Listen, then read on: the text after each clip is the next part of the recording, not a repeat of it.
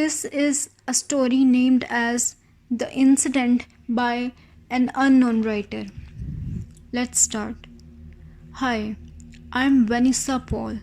I'm not much into spirits, ghosts, so you can say gothic story or horror stories, even if it's a real life story.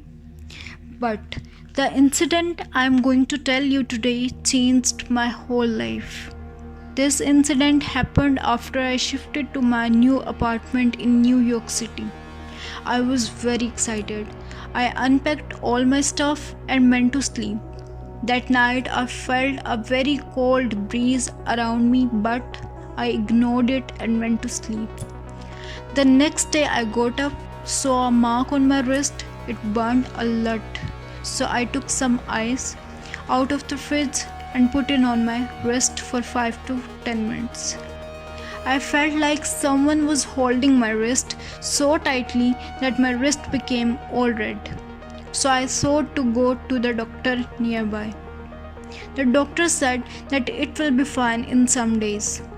When I went back to my apartment, there was a note lying in front of the door saying, "We are coming." I was shocked and ran inside. There were weird things happening. I was terrified. Then the next day around 11:30 p.m.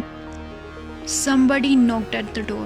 I was already very scared because of the shadow. So I tried calling my parents. They were not picking my calls or replying to my messages.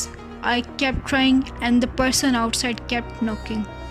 So as I opened the door, it was my parents. I felt relieved and hugged them.